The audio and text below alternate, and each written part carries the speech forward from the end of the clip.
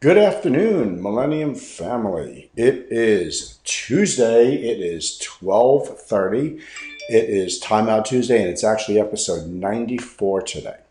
So this time of year, I have an opportunity to, well, I guess we always have an opportunity to reflect, but this time of year in particular, I have a great opportunity to reflect because this past weekend, not only did we complete a lot of our underbelt testing, but we did our annual black belt test. And this year, six people earned either first or third degree black belts. It was an exciting day. It was a long day. It's a 9-hour test.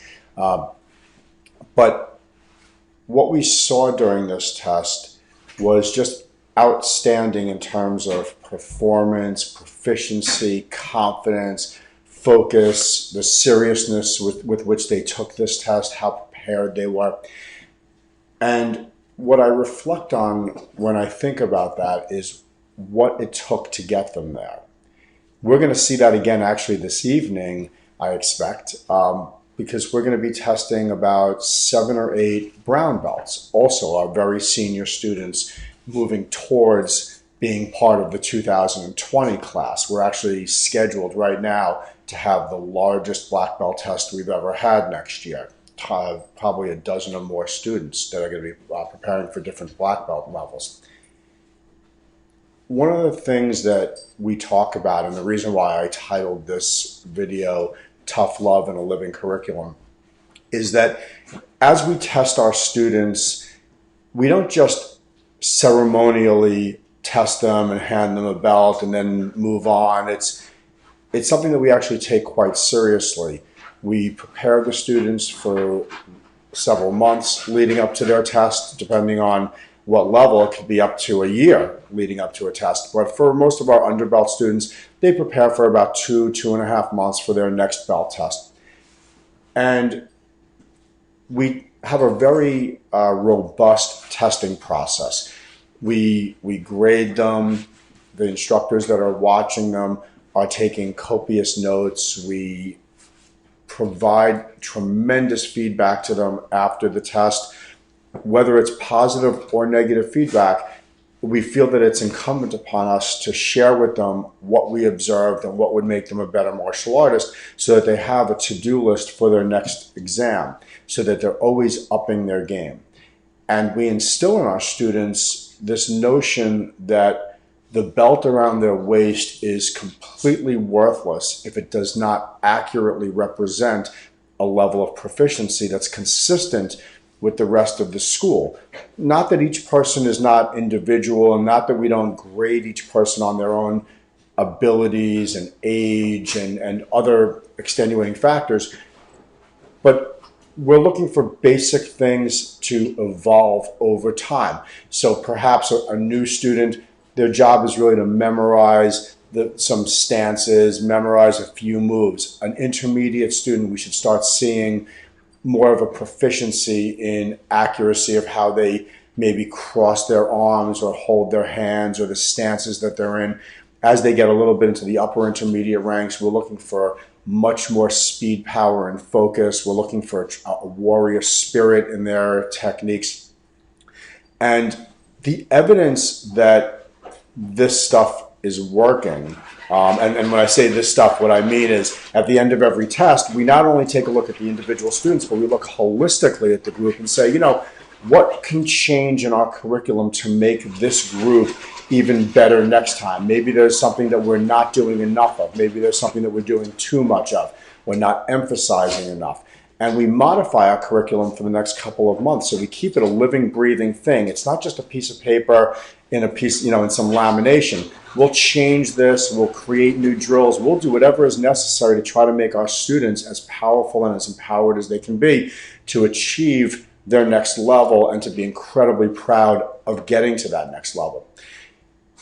We do this with what I call a little bit of tough love. We express to the students what they're doing well, but we also make sure we let them know if they're not doing something well. And if they're consistently not doing something well, we'll try to engage them and try to get them to understand what we're trying to tell them and maybe some strategies that they can use to, I guess, work with us a little bit on accepting the criticism and integrating it into their own performance so that the expectations that we have are met by their performance.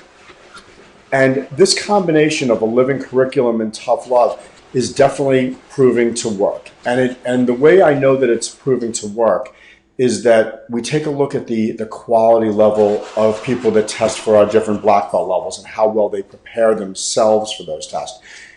But one of the other things that we've noticed happening over the last year is something that took us a really long time to get to, a place that took us a long time to get to. It was once described to me that most martial arts schools are like a pyramid, where you have a small group of high-ranking students like black belts and brown belts at the top of the pyramid, and then as the pyramid gets wider towards the bottom, you see all of your beginner students, your white belts, your yellow belts, and your oranges, and you've got that middle tier, of course, of blue, purples, and greens.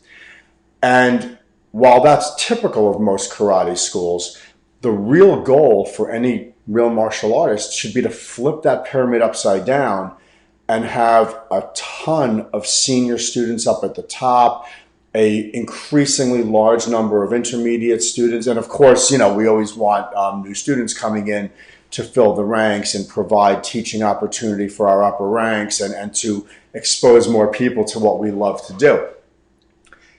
For the first time, what we're seeing is the inversion of this pyramid.